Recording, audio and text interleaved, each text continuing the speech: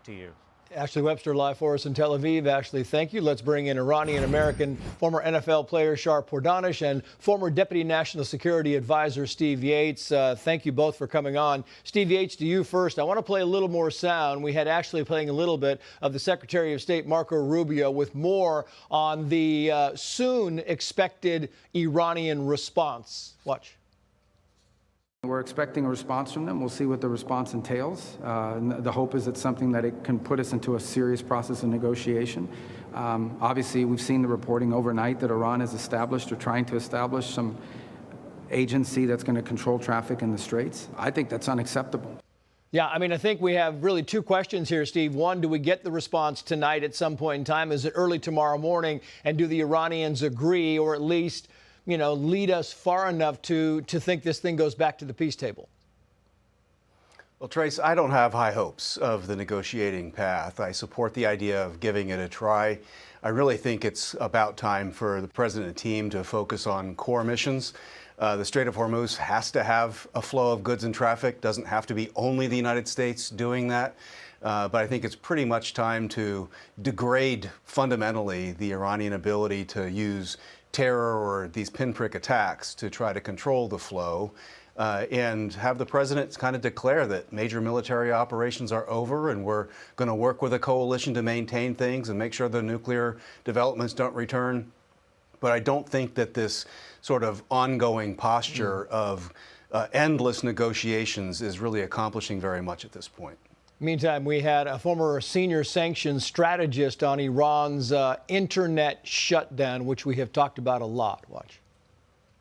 They have an internet shutdown that's somewhere between $50 to $65 million a day in economic damage. You know, they shut down the internet because they're afraid of internal uprising. That is putting a lot of pressure on Iran's economy. I've seen reports of somewhere between 5 to 10 million Iranians relying on e-commerce employments and jobs, internet jobs. So those folks are unemployed right now.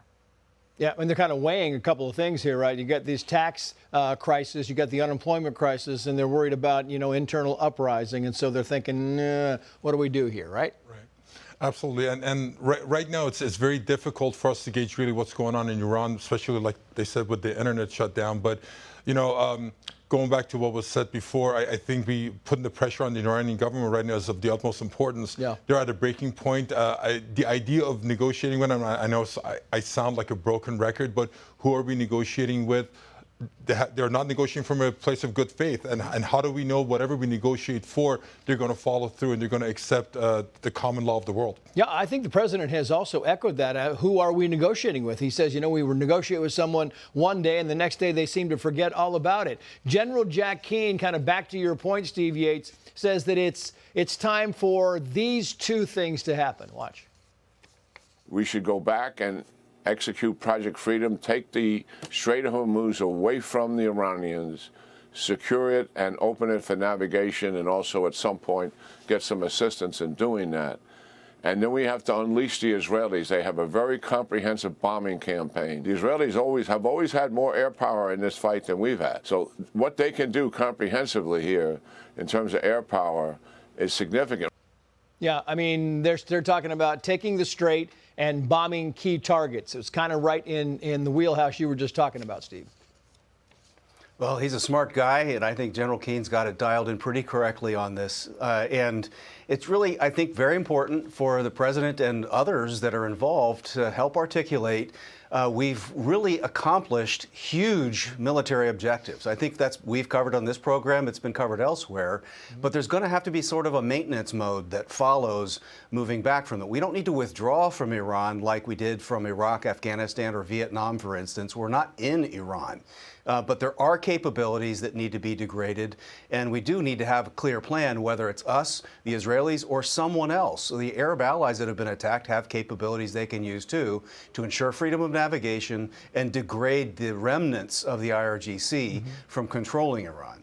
Yeah. Meantime, The Guardian writes the following here. Families pressured to stay silent with at least 24 executions reportedly taking place since March amid internet blackout. Iran is carrying out near daily executions of prisoners in secrecy and in some cases refusing to hand the bodies of the dead to their families, according to rights groups and sources close to the relatives of the dead. And the executions, I mean, again, what kind of goes back to this fear of an uprising, right? You're killing people that you believe may try to foment violence against the regime, against the Basij, and that seems to be a tendency to be nervous of things, right? You're trying to get ahead of something. They are, and this has been their MO for so many years now. That as soon as there's any kind of dissent, as soon as there's any kind of uprising by the people, this is not a one-time thing. This happened in 2019. This happened the decade before. They have made a system out of killing their own population, and my heart goes out to the Iranian people because nobody's talking about it. Nobody's talking about the tens of thousands of people that have died. Yeah. And at what point are we going to say that enough is enough with this regime? We're not going to deal with these people. I mean, what are we going to do? We're going to sign an agreement with them and call it JCPOA 2.0 and so they can break it at any point? This is just, to me, it's just disgusting that we're even giving them credibility by even going to the negotiating table with them. We will see how this whole thing works out. Shar Pourdanesh, Steve Yates, thank you both. Be sure to like and subscribe for all the Fox News latest on YouTube and catch full shows streaming now on Fox One.